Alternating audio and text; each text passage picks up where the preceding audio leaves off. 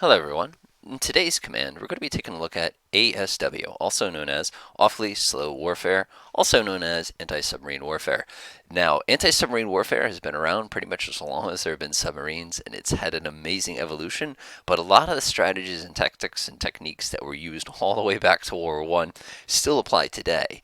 That being said, and I will say this a few times probably throughout this video, it's tough stuff, and it's again, you can't always win. There's just so many variables, and there are very few guarantees, unless of course the enemy does something stupid, in which case you have to be ready to catch that mistake. So anyway, let's go ahead and take a look at our scenario today while we're sitting here north of Murmansk, which is a very cold place. I'm sure you've seen it on Google Earth, or you've heard about it and read about it. Basically, we have some intelligence to suggest that NATO is trying to sneak in some submarines into this area to get into a striking range to attack the Northern Fleet. We are playing as the Soviet Union today to mix things up just a little bit. We know that the time right now is about 5 o'clock in the morning. We know the time of year is May, so I guarantee you it is pretty dark, even though it says that it is day. Weather-wise, we know that there's some pretty high clouds. We know that the sea state is 3, which is pretty choppy, and that's going to mess things up. We also notice the temperature is quite low. So let's go ahead and do our usual kind of setup here and see what we have at our disposal. Then we're going to take a look at something new today, because we're going to be interested in sea conditions in order to dictate what our tactics are going to be. So I'm going to do the usual. I'm going to go up here. I'm going to check out Browse Scenario Platforms, and let's see what we have at our disposal. Ship-wise, we have the TAKR. By the way, if you want to actually figure out what these individual symbols look at, you can actually look up. There's these neat charts that will actually tell you which each one. As a general rule, if you see something that's got an R in the front, that usually means you're a rocket. If you have something that's a B, that usually means you're anti-submarine, but there's no guarantee. You're really looking for the PK piece. So you can see this one right here. K and an R would be cruiser. So you have rocket, cruiser, Kirov. So this is not really an anti-submarine ship. We have a BPK Kara. That's a very large cruiser. We have the Kotlan, we have the Coney, which are both, not too bad. We have a Skory, which is a very kind of old school destroyer. We have an Udaloy, which is designed to be an anti-submarine ship. We have a Sovremenia, which is a very new ship. It's very pro-equipped. We also have a commercial tanker. We have the Mirka, and we have the Tarantul.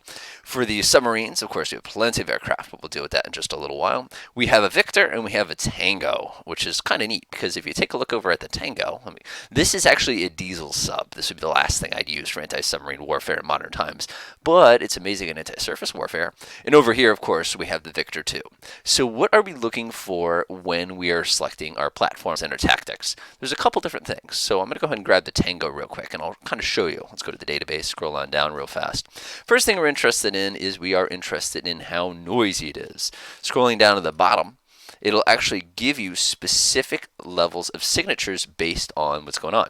So in this particular case, this is a quiet submarine. Even at full throttle, it's only going to be producing 106 decibels, which in this water condition is not going to travel very far. So we know this thing is going to be pretty quiet, relatively speaking. We also are very interested in to see what it has as far as sonar. Does it have dipping sonar? Do we have variable depth sonar? Do we have a towed array? And in this particular case, taking a quick look here, we have a shark fin, and it's late 60s technology, and it has a whopping 2 nautical mile range. This submarine is basically worthless for the purposes that we're using, unless, of course, somebody does something stupid, but fingers crossed. We also, of course, you want to take a look at, I should go right back there real fast. You're also going to be interested in what kind of torpedoes and weapons it has. In this particular case, I notice it carries 5365s, which are wake-homing torpedoes. You can't track a submarine by its wake if it's submerged. We're going to want to change those out immediately. And I also see we have set 65s, which are just 650 millimeter. They're pretty big torpedoes. So I'm actually going to tell this submarine immediately to go ahead and let's go under weapons real quick. I'm going to tell it to actually load those other torpedoes. To do so, you just want to come down here and click on reload priority. I've actually already done this step to make my life a little bit simpler, because otherwise you're going to be shooting these and they're not actually going to track. Let's go ahead and take a look at my Victor 2. Slightly more modern submarine. Keep in mind, the reason I picked 1984 for this is we don't have the Akula, which is the Shark. It's a very capable sub. Scrolling down here, we have a Shark Teeth, which has an 8 nautical mile range. That's not bad. And we have a Shark Sail, which of course is an acoustic intercept technique. Torpedo-wise, let's see, we have an RPK, we have a UMGT. Oh, nice. Sweet. So this is a cruise missile that carries a torpedo, which means if we can find a target, we can hit it from 22 nautical miles away. This is a great weapon to have ready to go. We also have 5365s, which, like I said, are not going to do us much good. So I'm going to go over here and go to weapons and mounts. I know I'm hunting subs, so I'm going to tell this ship immediately to start loading the good stuff. I'm going to go ahead and load these starfish because I know that they're going to do a really, really good job. Because obviously, like I said, the Wakehomers aren't going to do us much good unless we're attacking a convoy or something, which we're not. We're going to leave this one. Actually, I'm going to leave that as the ENOT. We'll do the 2 cruise missiles on those 2. The 650 millimeters. Haha, look at that. That's a big torpedo. But again, we're not going to use that. Oh, check it out. We also have an SAN-5, which is actually really useful. But we're not worried about that too much. Okay, let's see what else we have at our disposal here. Scrolling down here, go ahead and flip this on. This is basically a carrier action group. We have the Kiev in the middle, which is basically a helicopter cruiser. The Kirov, like I said, is a rocket cruiser. We have the Kara, which is actually pretty capable on its own. We have the Kotlan, of course, we have the Coney. Now you'll notice when I click these ships, you're going to see these little rings appear around them. That's my ranges. For example, you'll notice when I click the Kotlan, we have this little ring basically giving us a rough idea of where our underwater weapons can be engaged from. This darker ring, or lighter ring I should say, tells us our sonar range on this particular ship, which if you take a look is not exactly what I consider good. Click on this guy, no sonar range. Click on the Coney, I think it's about the same as the Coney. Yeah, it's slightly better, slightly better. And of course we have the Kara in the back, which has no, actually it's got a really, really capable, I take it back, very, very, very capable sonar. So we've got to kind of keep that in the back of our head. That being said, this group is primary asset is going to be its helicopters. Scrolling down here, we also have Murmansk. This is a pretty neat little place. We have some Tupolev 142s, we have some 95 RTs, and we have some 16Rs.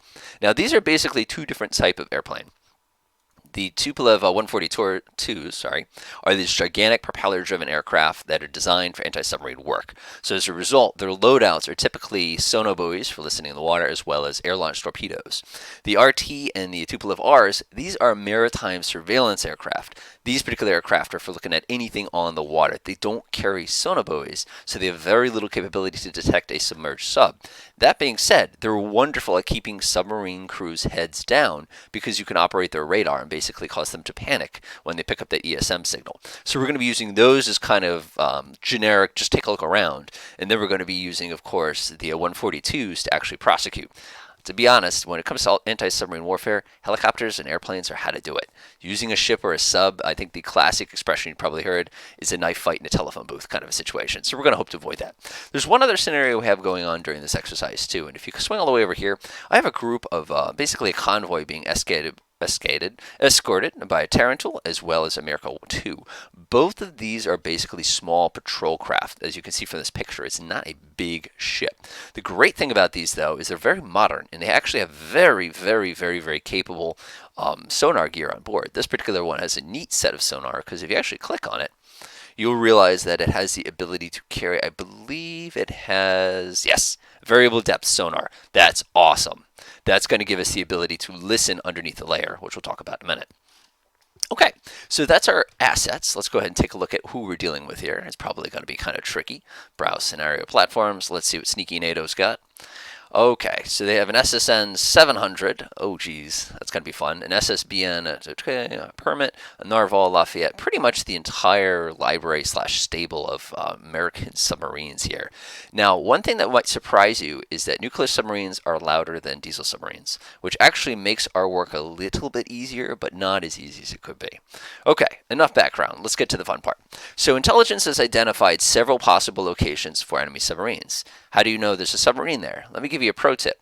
If you pick up the radio and you make an announcement anywhere on Earth, somebody's going to listen in where that radio signal came from, and they're going to be able to roughly triangulate you, which is precisely how we know that there could be subs in these spots. Now, these are randomly placed, so you could be in this corner, you could be in this corner, you could be over here, again, any of those things. So we're going to have to try to use different techniques for each one. Over on this side of things, however, we know that there is a submarine stalking this convoy.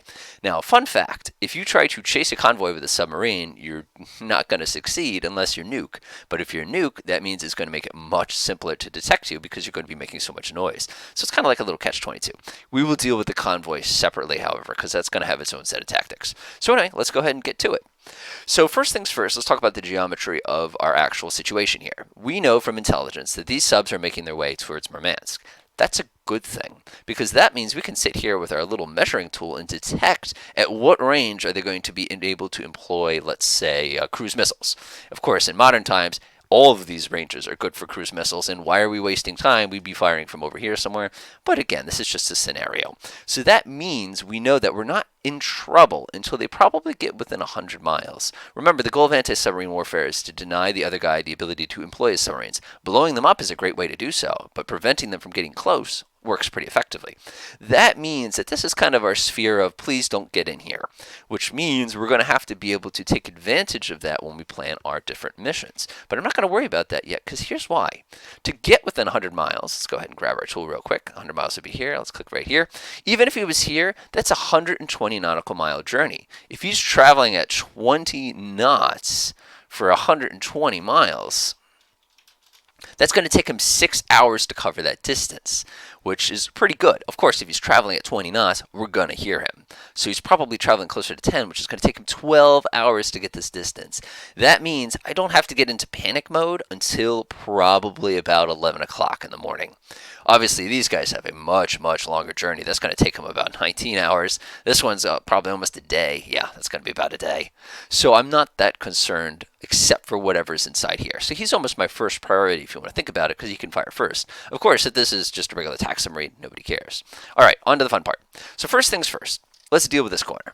So this little exercise is going to be using surface vessels to try to find the ships. Surface vessels are not the best at this, but they're decent. So first thing I'm going to do is I'm actually going to break this group up. You're probably going, don't you want them to work as a group? No, you want to spread your anti-submarine warfare elements out. The thing is, if any of these guys can detect something in here, we can just get a helicopter or an airplane to go blow it up for us. We don't have to be alone in that fight. So keep that in mind. So I'm going to go ahead and select, first of all, let's deselect that other group. Let's go ahead and select this group right here. Control F11. We'll call this ASW Southwest. Call that a patrol. We're going to set it to ASW today. And we're going to go ahead and grab, let's see, who's over here? I believe the EM Solvermania is going to be one. Who's this? This is the Scory. I don't even think the Scory has sonar. But one of the cool things is because he's there, the submarine might panic and dive or climb or anything along those lines. And of course, we have the Ulaloya 1, which is this ship right here. Excellent. So make sure you pause, by the way, because you notice they just flicked on all their electronic equipment. You don't want them to do that, because if you do that, the submarine's going to know you're coming. So I'm going to go to MCON. I'm actually going to lock these all out real quickly. Now, one thing you probably noticed when I selected the Ulaloya 1 is you can see this weird little kind of hazy zone real quickly. If I click over here on the Solvermania, you'll notice you do not have that. These are what they call convergence zones, without getting too crazy or technical. Basically, when you make a sound, if you want to imagine this is the surface and you imagine this is the bottom, when you make sound, it actually kind of does one of these things over distance. These bumps from the center point are basically represented by this. We have the ability to hear things here, but not hear things here, and then reacquire them when we get closer because of the bounce of the sound. Now, speaking of the bounce of the sound, now we're going to get complicated. There is this wonderful phenomenon in the ocean known as basically surface ducting. You could talk about the layer, things along those lines. Basically, as you get deeper, temperature of the ocean and pressure changes. There's actually a sweet spot where the temperature and the pressure kind of suddenly change, or not evenly, as opposed to the way it worked in the rest of the ocean. If I actually hold my mouse right here, you'll see the convergence zones. You'll also see this thing that says layer between minus 131 and 217 feet. The layer is basically where that transition between the nice even temperature decrease or increase, and it starts to change rapidly, basically. If you want to read more about that and really have too much fun with things along those lines, I highly recommend going on Google real quick, type in Harp Gamer and type in ASW. And there's this beautiful part 1 that's going to go into great detail about what that is and how it affects us. You'll see how it affects us in a minute. So basically what's going to happen is submarines are going to be operating at different depths. If they operate underneath the layer, it's difficult for them to hear out of that layer, but it's difficult for people from the surface to hear down into it. If they're operating above the layer, the opposite is basically true. It makes it easier for people on the surface to hear them, and it makes it difficult for them to hear anything underneath or be heard by anything underneath that layer. So for example, if we actually click on our Tango over here and I bring up F2, you'll notice there are actually presets for where the layer is positioned. You can actually manually set this if you want. Okay, So let's go ahead and set our little mission up here. Enough chat. So we'll go ahead and, we already did that. Let's go to F11, ASW Southwest. We're going to go ahead and grab those 3 ships. I'm not going to allow them to go beyond the patrol area because they might see a submarine over here and go shooting. I will tell them to do that personally. So as far as ships goes, I want them to cruise transit. Here's a big mistake you can make. You could set this to flank to get them into the search zone sooner, but if you do that, they will be heard and probably engaged. Right now, it's Sea State 3, which is pretty choppy and pretty loud, but it's not going to cover up the sound of these ships. If I actually click the Udaloy, for example, you can see that noise-wise, 126 decibels. Yeah, you're going to hear that from a pretty long distance, at least longer than before he'll be able to detect. So let's make sure that's set. That looks good. That looks good. I'm going to set it back to cruise. It's going to take them longer to get into position, but do what you got to do. All right, I'm happy with that. All right, let's go ahead and deselect that. Let's go ahead and take a look at our Tango up here. Now, the problem with our Tango is that we barely have sonar on board. I mean, if you look at the range of this thing, it is just embarrassing. We're also a diesel sub, which means we have batteries. If we run out of batteries, we have to surface and use the diesels to basically recharge the batteries. That also means if we operate close to the surface, we can use our snorkel in order to keep the charge going so we don't run out of things. You usually don't use diesel subs for this purpose. They're usually anti-surface. So unfortunately, he's basically going to be on his own. It's very tempting to use active sonar, by the way. And again, the difference between passive and active. Passive sonar, basically you're listening for other sounds. Active, you're creating a sound and listening for the return, almost like radar. But again, you can detect active sonar at 3 times the distance of what you can detect people with it. So it's just not worth it unless we need to work out a specific targeting solution. So anyway, let's go ahead and set up a mission for that as well. And I'll show you how we're actually going to do this. We're going to call this ASW. I think this is... I call this West, ASW West. Keep in mind, we can move these zones, and it will cause the ships to move as well. So let's go ahead and grab our lovely Tango, who I promise you will not be able to detect a thing. So we're looking for the 641B. Tell him not to use active technology. Please don't let them use their radar, please. Unless it's an airplane. That's a different story. And we'll go ahead and set that all up. For the submarine, we'll have him cruise, and we'll have him creep. Now, you're probably saying, why do we need to creep when we get to the destination? Because remember, with subs, we're trying to listen for them. So if we're being noisy, you're not going to be able to hear the quieter noise that's coming to you. I think one of the articles I just showed you actually relates it to trying to figure out what part of the house the refrigerator is in by listening to it in front of the house. Obviously, if you're running and there's wind in your ears, you're really not going to be able to hear it. So that's kind of a good way to think about it. I don't mind him cruising. As a matter of fact, he's pretty quiet. I'm going to order him to go full in order to get into the search zone sooner. By the way, when you create missions, you can get that initial waypoint set yourself. I can just press F3 and I can go ahead and set something up. I don't know where he is in here, but it's safe to say if he's going towards Murmansk, he's probably going to be somewhere inside this curve here. So what I'm actually going to do is I'm going to set something up that kind of looks like this. Again, I'll let the automatic mission take over when we get a little bit closer. Okay, so that is all set. Let's go ahead and grab our buddy over here. This is the Victor 2. I'm going to do the exact same thing. This is going to be obviously ASW. Let me make sure I deselected those other points before I did that.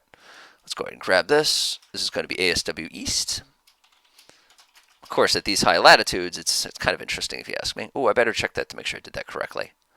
Whoops, I hate it when I do that. Let's make sure I did that correctly real quick. We can always go over here to map settings. We can do on mission area. We can do selected mission. Hey, we did it right. Hey, it even says the name of it. That's so convenient. Again, disable active radar on your submarines and ships. Otherwise, the enemy, all they have to do is listen with ESM and they know where you are. So this is all set. This is all set. I kind of want to get him to the action sooner. So what I'm going to do is I'm going to take advantage of the fact that the depth here is 659 feet. I'm going to order him to transit at 600 and let's say 600 feet. And I'm also going to have him transit at full speed. So that will get him to the search zone sooner. Then he can slow down to creep and basically come up to the appropriate depth. Keep in mind, if he is underneath that layer I was talking about a minute ago, he's not really going to be able to hear things above the layer and vice versa. So if you were doing this as a single submarine, you'd want to manually control it and constantly kind of go up and down to take a listen every once in a while. But again, it's not like we're going to hear anything anyway. We're going to try. We're going to try. Okay, I'm happy with that. I'm going to go ahead and order him. Again, remember, Murmansk is that way. So I'm going to do one of these patterns. I'm going to do kind of like a little zigzag kind of a thing. I don't know where he's going to be in here. And again, intelligence is really good at being wrong at these things. So we'll go ahead and do that. It's good to go. Now, what about this zone? So I don't have any submarines to check out this zone or ships to check out the zone, but I do have helicopters. So I'm going to go ahead and select this entire area here. I'm going to go ahead and create another mission. I'm going to call this ASW Center. Go ahead and get ourselves patrol. We'll do an ASW patrol. Now, you're probably wondering why I use missions for everything. Two parts. First of all, it's easier to let the AI figure out where to tell people to go within a random area. Honestly, they're just as good at it as I am. And number two is, in the real world, you can't just tell the helicopter where you want it to go all the time. It's too much micromanagement, too much communication. So anyway, let's go ahead and press OK. It's got mad at me again. Again, we can fix that by doing that. All fixed. Let's go get some helicopters. So let's see here. First of all, we want to allow them to do active radar and to do active sonar. Remember, these are helicopters. They're in the air. They're not, obviously, they're going to get away the position if they stick their little dipping sonar in the water and start beeping at people, but they're going to be more likely to detect anything because it's so much work. And again, the sonar buoys are going to be doing the work here. I'm going to set the 1/3 rule on here because I want to save a couple of my helicopters. I'll do the weapon range. I'll make sure they don't turn anything on until they get into the patrol area. It's always a good piece of advice. Let's go switch over to aircraft. I went single aircraft. You need as many of these guys on station as possible. So that's going to actually work pretty well for me. Let's go get some helicopters. Now, I have these nice Ka-25 hormones. These are pretty much the archetypical Russian helicopter. We're going to go grab the entire deck of the, what is this? This is the Kiev. That's going to get us, let's see, 1/3 of 12 is obviously 4 helicopters on station at a time. That's actually pretty good. We could also, of course, throw these helicopters in the mix. These are K-25 TSs. They have over-the-horizon radar, which is cool. We'll save them for maritime surveillance. And I believe we have some PS also. These are actually search and rescue helicopters. Don't use these. You'll probably also notice I have a couple of these extra helicopters just kind of hanging around here.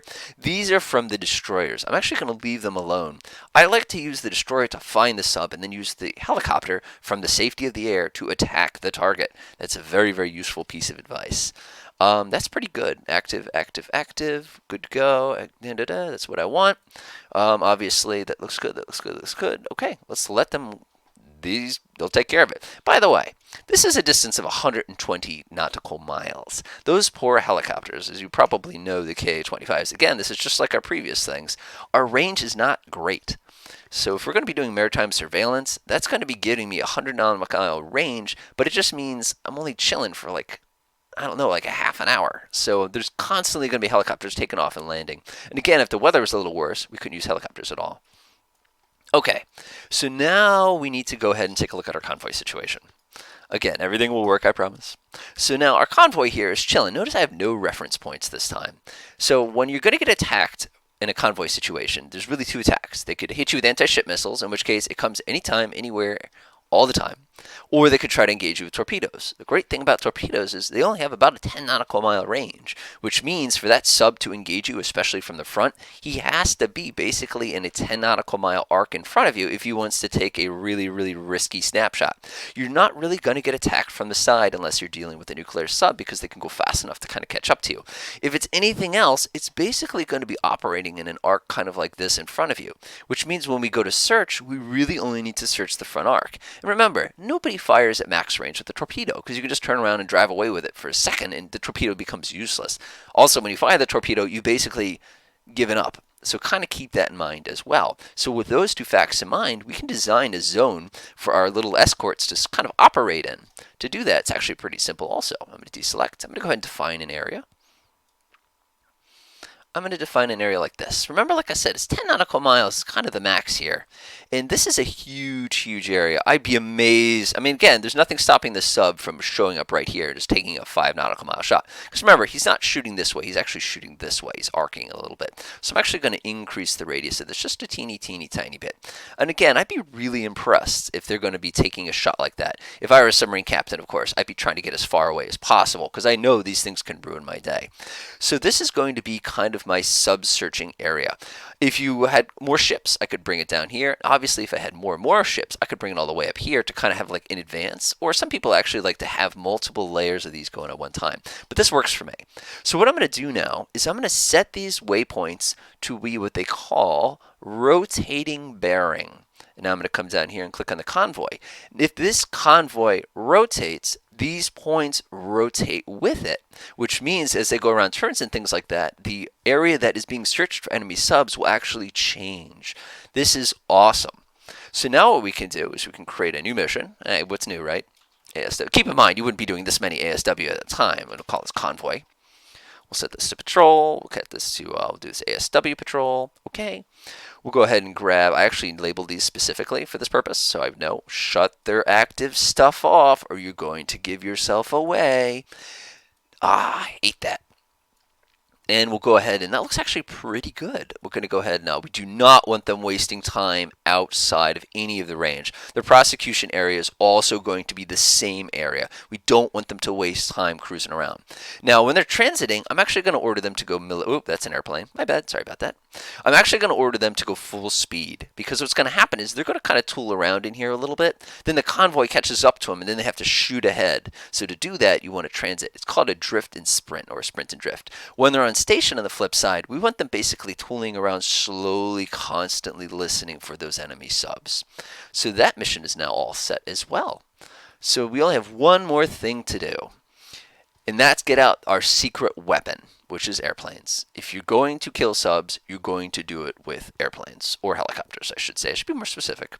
So what I've done is I've created this massive, massive area, and this is going to be my maritime patrol area. Remember, maritime patrol is looking for everything, not just subs. So I'm going to call this MPA. Go ahead and set this to patrol. Set this to, I could set it to sea control, believe it or not. I'll do that. That's fine. Whoa, look at the size of that area. Now, keep in mind, if I just let all my airplanes loose in this area trying to find those enemy subs, I never would find them. So I'm going to go grab all my MPA aircraft. So I have the Tupolev 95 RTs, and I have the Tupolev 16Rs. I'm going to go ahead and throw them in. I will go, yeah, I'll leave them to investigate. We'll go ahead and make sure, actually it doesn't matter. We're going to say mission doctrine. We totally want them using their active radar. This will keep diesel subs submerged, or if somebody's stupid enough to be on the surface, they will get removed from existence. That leaves us with all these beautiful little Yak 38s we could use for maritime patrol. We've also got a couple of these from the Kirov, and we also have the Tupolev 142s. I'm saving those for something special. So anyway, let's go ahead and I'm going to go ahead and disable that view real quick for you. Let's do. We're going to go, it's right there. Do not show. Okay. Begin. Let the awfully slow warfare begin. Okay. So, these guys are going to be busy launching helicopters. These guys are going to be busy entering the search zone. This convoy group, this is actually pretty cool. I'm actually going to zoom over so you can see. This is how clever this game is. These guys are now accelerating up to full speed to get into my search zone to start poking around. Now, if I had helicopters, you bet. Notice, see how the reference points are rotating? That's because the convoy is also rotating, which means these poor guys, if they were going here, they're going to have to go over here. I'm actually going to kind of beat them to the chase in order both of them to go over here. Look at the sonar ring on that guy. Wow. Keep in mind, if the submarine you're looking for is below the layer, it doesn't matter with this ship because we have a submarine that can actually get into that layer where he's hiding. If he's above the layer, same thing. We can detect him conventionally. The problem is, if that enemy sub is not making any noise, we're never, ever, ever going to be able to detect him. He's basically just going to dump a bunch of torpedoes on us. So, fingers crossed. All right, anyway, that's doing that thing. Those guys are doing that thing. And we're good to go. Let's go ahead and fast forward time. All right, I'm going to stop in, what did I say, about 30 seconds? We'll stop at about 5:30. Keep in mind in the morning, you're not going to see a lot. And 5:30. Beautiful. So far, we haven't detected anything. Remember, this is working on intelligence here, so we have no idea that there's any enemy subs out there. We just know that there's a possibility. Our convoy, by the way, like I said a minute ago, have successfully raced ahead of our boys here, because the convoy seems to be going fast. That is much too fast. You guys are going to get detected too soon. I'm actually going to order my convoy to slow down because I have the feeling they're just going to get hammered. Going fast is great against diesel subs. It's doo-doo against everything else. Yes, that is a technical term. All right, let's go ahead and slow those guys down. Keep in mind, in the real world, this convoy makes a lot of noise together. It's like a herd, so it becomes even more difficult. I'm going to grab these guys and just sort of manually tell them to go down here. They seem to be not following my advice, but that's okay. All right, they are on their way. Our little helicopters, they're so cute. They're making their way. This blue ring, by the way, is their range. You can see by the time we actually get into the search zone, they're basically out of range. Now, you're probably wondering why I'm holding on to the Tupolev 142s. I have a reason for that, and you'll see that in just a few minutes here. So let's keep looking around. At any point, I expect these guys to get hit with a torpedo. It's the nature of the beast. You can't expect to protect an entire convoy with only 2 ships. You need a lot of assistance. Okay, looks pretty good. If anything, I should get some MPA aircraft out there. I believe this is one of those. Champion, yeah, that's one of the RTs. So these guys are traveling relatively low. So we'll say, all right, we'll fast forward some time here. Like I said, it's awfully slow warfare. Pause. Got it. Pause, pause, pause, pause, pause, pause, pause. Uh-oh. That was quick. So, incredibly, we have identified a goblin. A goblin is just a fancy term for somebody who's underwater. I see how we identified him. Look at his depth. He's operating at periscope depth. That's a huge mistake. So now, how do we engage this enemy? Lucky for us, I believe, no. We have RBU-6000s. These are basically hedgehogs, and these are depth charges. This is bad. Let's see what the Terran tool has. Do you have what oh my god, the Terran tool can't even shoot him. So unfortunately, it's up to the Merca to do the work here. So I don't think this is going to go well. Let me see what we have as far as ranges goes. This is going to end so poorly. If anything, I should immediately order my convoy to turn around and let the... actually, I'm going to do that.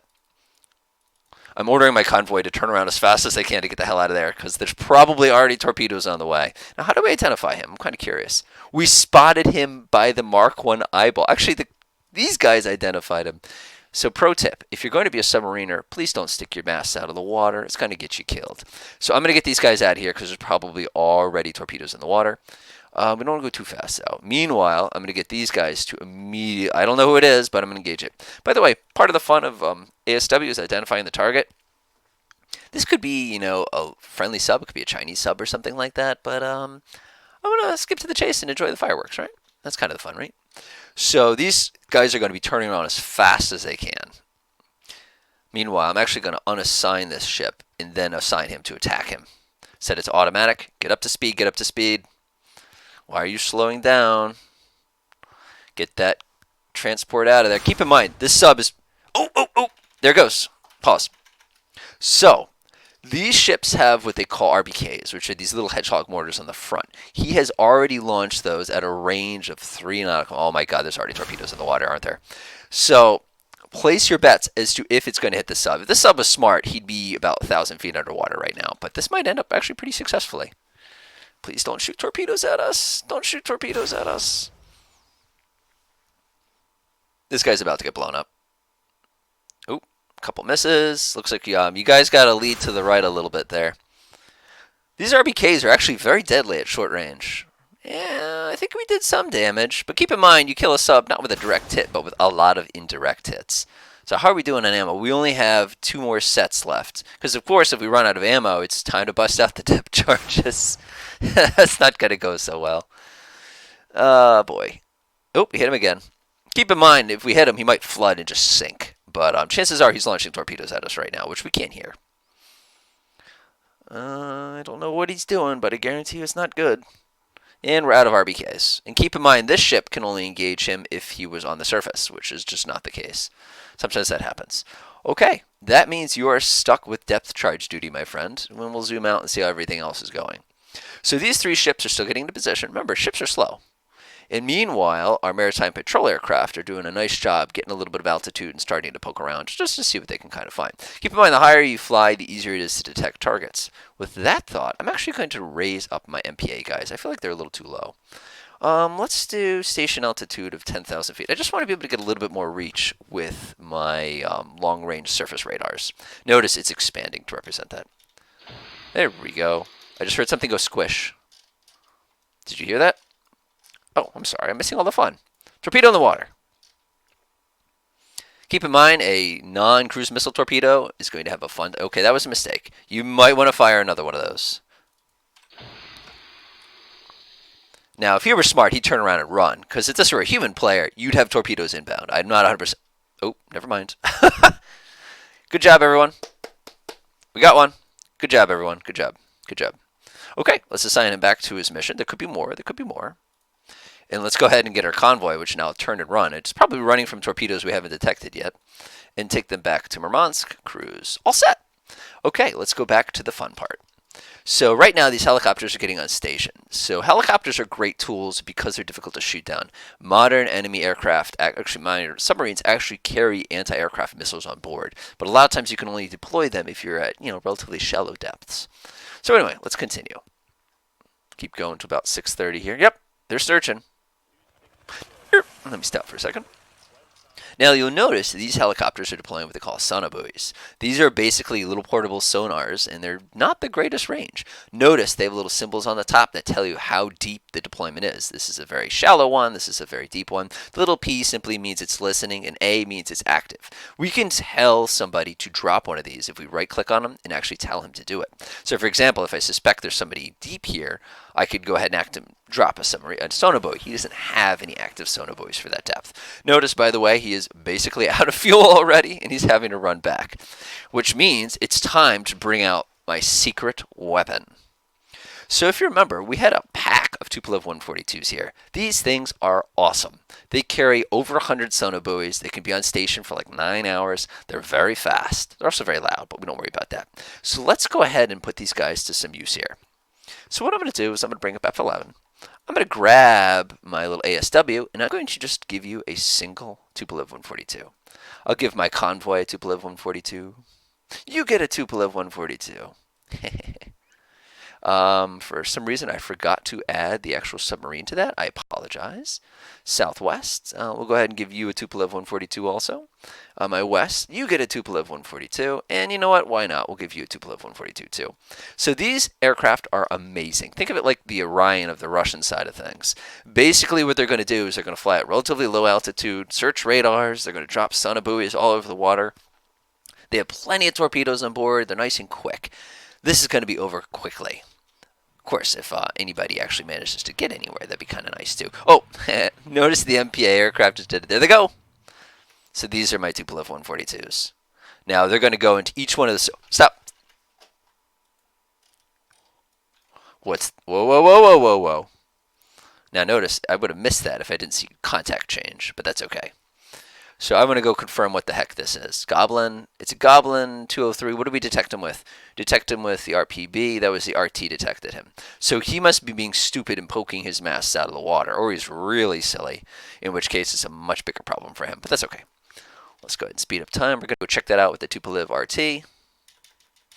Remember, it's not the best weather, and it's 7 o'clock in the morning. It's still pretty dark this time of year. Got it. That is not friendly. Get out of there, get out of there, get out of there, get out of there. He's on the surface. You've got to be kidding me. Thank you for playing. You are no longer alive. Da, da, da, da, da. Remember what I was saying earlier. You have to be ready for anything with these particular scenarios. So in this particular case, I would have missed that opportunity if I didn't have something in the air with active radar. By the way, look at the range. Anyway, moving on. So this should be short and painful. So what he's going to do is he's going to fly like 300 feet off the ground, and he's just going to dump a torpedo that searches in a circle once it gets to him. This is going to be messy. Thank you for playing. Torpedo away. Oh, notice he dropped the sonobuoy first. And there's the torpedo. Dun, dun, dun, dun, dun, dun, bum, bum. This guy, I don't... What are you doing? What? Sigh. He's diving. It's not going to help. This is going to be over quick. Sorry.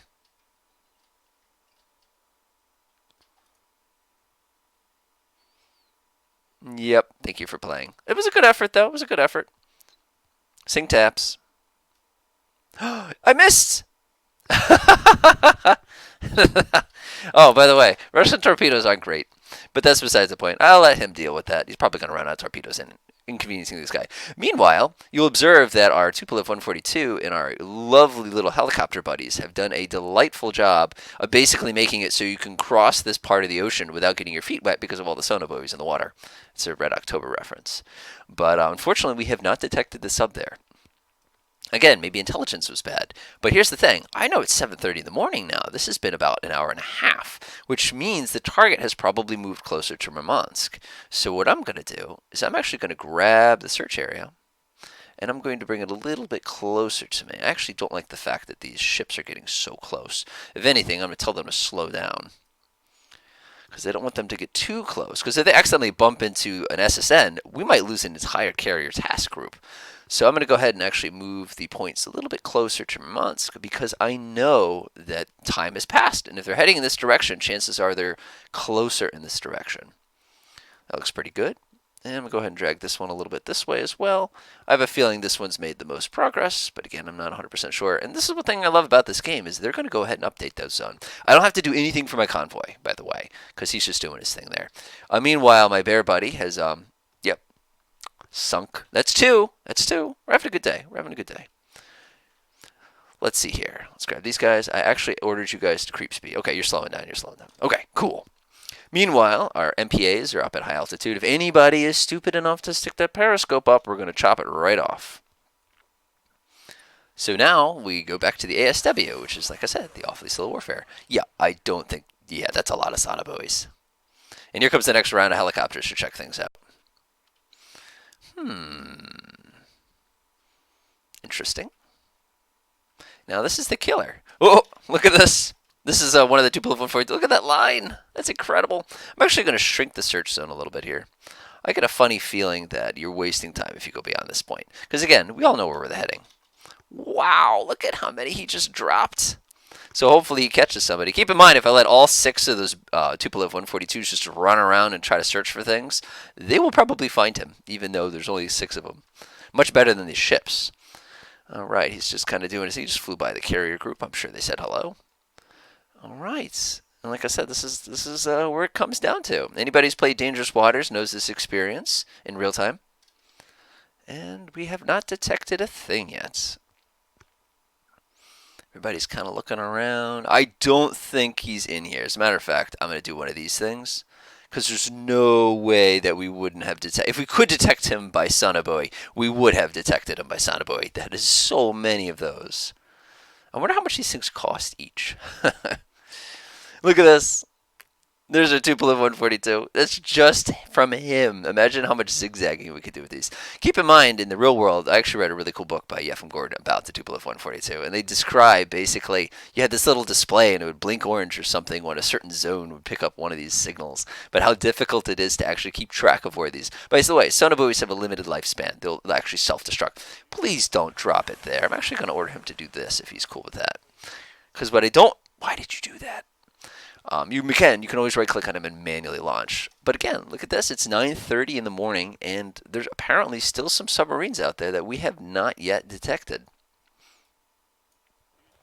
Obviously, we could grab all of our helicopters and concentrate them in one area, and then we'd have a higher probability of detecting them. But like I said, there's still no guarantees. That's what's so great about this. So a lot of times it's just about shrinking the area down and concentrating more assets into it as much as you can. All right, so our Tupolev 142 is doing a beautiful job of polluting. It's about 10,000 feet. Okay, this is interesting. So there's no way an enemy submarine is going to be able to get by there without something detecting him, unless of course he's deep and slow. But again, like I said, this is interesting stuff. Meanwhile, if you remember, we had our Tango here who's just sort of chilling. He's not doing too well there. If we scoot over to our Victor, he's doing the best he can with what he has, but he's been completely unable to detect anything. So I'm going to go pay attention to the Victor for just a minute here. We're at about 711 feet, which is very deep, and we're not detecting anything down here. So what I kind of want to do is I actually want to order him to come up to a little bit shallower depth. Let's just go over the layer to see maybe the target we're trying to chase down is a little bit shallower. Like I was saying earlier, you're going to end up zigzagging back and forth quite a bit. And we just got nothing. Nothing. All right, I'll let this go until about 11 o'clock, and then we'll go ahead and pause and reformulate our strategy here, because obviously we're not finding anything, and that sometimes happens. Because if you remember earlier, I said it's going to take about 6 hours to get into position, so we're going to need to completely rebuild our strategy at that point. Let's take a look. Has anybody got anything? We got 2 of them so far. Interesting. Very interesting. I mean, like I said, you can cross the ocean without getting your feet wet here, so. Interesting. I'm beginning to think Murmansk is going to be hit by cruise missiles any second now. I'm actually going to shrink the zone here. The good news is we haven't bumped into another enemy ship. But check it out. Because this Tupolev is helping us out, he's basically dropping sonobuoys on our path. That's incredibly helpful to prevent you from getting engaged by enemy ships. Or enemy subs, rather. All right, take a look around. Take a look around. All right, I said about 11 o'clock we're going to change our strategy. Again, there's no guarantee there's even a sub out there, which is why submarine warfare is just so interesting, at the same time kind of boring. All right, 10:58, and what did I say, 11 o'clock, and change my strategy. Nice job, by the way. Okay, so what I'm going to do is I'm actually going to, I'm going to leave my convoy defense there. I'm actually going to get rid of all of these missions. And I'm actually going to delete all these points, because obviously to me, our intelligence just wasn't good. So I'm going to go ahead and delete those reference points. Let's go, we can unselect everybody. And I'm now going to concentrate all of my anti-submarine efforts to protect Murmansk. So I'm going to go ahead and get myself a 100 nautical mile ring. Go ahead and create something that kind of looks like this. I'm going to kind of do something like that. And I'm going to commit, I think that's just a bonus one. I don't need that one. And I'm going to commit every asset that I possess into that zone as some desperate effort. Protect the port. Because obviously they got through. And like I said, sometimes you have to recognize that. ASW patrol, get me everybody. And I'll leave this option in as well. Now I'll leave that in that mode. Give me those guys. Give me those guys. Yeah, why not? We'll get those guys. Give me those guys. Let's see what else we can throw out here. I don't need those. Circuit Access Group. Let's go ahead and get these three. You guys are going to come join us. Let's go grade our 2 submarines. We're going to join them as well. Transit is going to be cruise. Submarine, you guys can definitely cruise. Whatever you think is appropriate when you get on station. Okay. Fingers crossed. So now what's going to happen is everybody's going to suddenly turn, and they're going to come whipping over here. I actually prefer keeping them at a higher altitude, though. That's a good point. So let's go protect the port.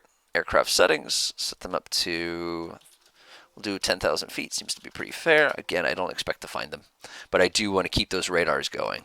Now everybody is now turning and racing as fast as they can. Let's grab the Udaloy, which is actually the best ship for this purpose.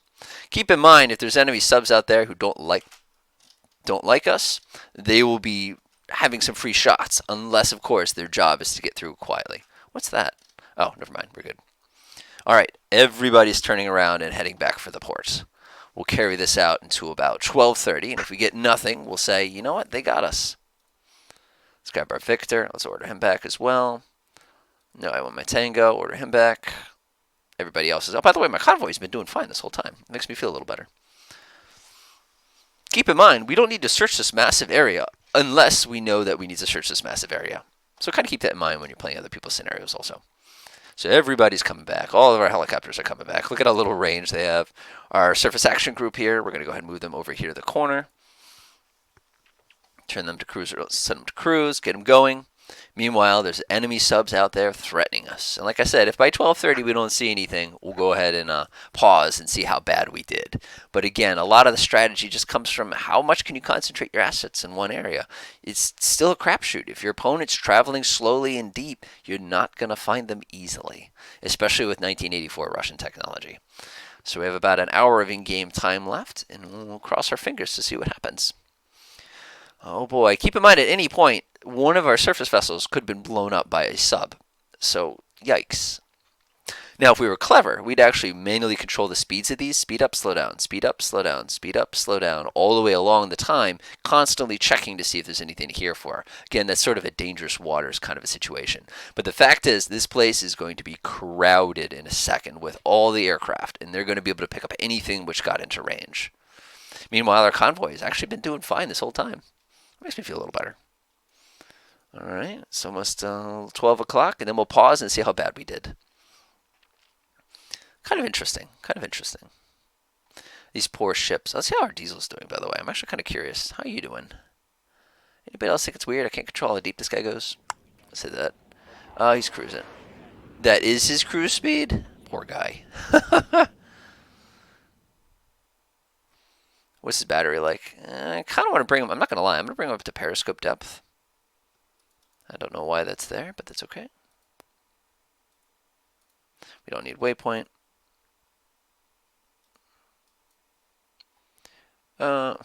Interesting. I wonder why it is. Oh, because it's waypoint. Whatever. All right. These guys are poking around as best they can. We got a couple aircraft taking off. Looks like a Ghost Rider 1 here. This is a Recon Tupolev. All right, keep an eye on the clock. About 15 minutes game time, and then we'll call it an episode. I think you guys have the idea by now. At the end of the day, just use aircraft. Everything else is just too dangerous. You don't want to be traveling too fast. Keep in mind with that layer. And again, there's a lot of stuff you can do, but read that article, be logical, use missions, and only protect the areas you only have to protect. That's kind of what it comes down to. I'm amazed we have not picked up another submarine. Now I'm almost scared that they're like all over here or something like that. I guess we'll find out. Because, yeah, you have fun getting through that many son of buoys, but anything can happen. All right, place your bets. I guarantee there's one right here. I guarantee there's one right here, and there's probably one right here. Well, that's why. And there's probably one right here, too. And keep in mind, you could do this for days. 12:30. Ready? Interesting. So I was completely right about this one. And again, it makes sense if you think about it. This one I'm actually kind of surprised with. He's done a really good job of not getting caught by these guys over here. The one that we have up here, I'm kind of disappointed. You had the chance, man. Keep in mind, you'll notice this weird little cone cut out of here. He can't hear anything behind this little open cone here because, again, his propeller makes a lot of noise. So this Victor could potentially have slowed down and hurt him, but his sonar is so bad it wouldn't have mattered anyway. Let's take a look at this scenario. This is interesting. I'm actually really surprised we were not able to engage his target. If you look at his depth, though, it's about right in the middle of that little nasty layer, so it's going to be very well masked for noise, and he's traveling extremely slowly. Not likely to have found that one. This one on the flip side, it's pretty deep. I'm actually really, this is the one that surprises me the most. Like, I cannot believe that we did not detect him when he passed past this buoy here. I really would have expected at that depth I would have heard him. But then again, if you look at the depths of these buoys, they're all above the layer. So as a result, we never would have heard him, even though he's doing 15 knots. It's kind of interesting. And of course, take a look at this one we saw already. He's actually pretty shallow, and he's moving pretty quick. I'm actually really surprised we did not pick him up, except for the fact that it's just not a good sub. All right, hopefully you found that video kind of interesting. Again, I wish we had a little bit... Oh, whoa. Hold on. How did we miss that? Oh, it's a Los Angeles class. Oh. So what I want you to observe here is look at how fast it's traveling. Look at how deep it is. It went through all of this gauntlet and almost got into range. So let that be a very powerful lesson as far as how quiet these subs really are and how difficult it is to detect them. That doesn't mean get cocky. Think about the 2 subs we did get. But at least it'll show you that kind of thing. All right. Hopefully you found this kind of helpful. I know it's kind of on the longer side, but like I said, it's awfully slow warfare for a reason. Again, check out that article that I showed you. Again, just Google HARP Gamer and then look for ASW. It gives you some really cool information. If we wanted to do this stuff manually, we could grab people and do box patterns and ladder patterns and like control, micromanage everything. But that's a lot of work unless the scenario calls for it. Enjoy.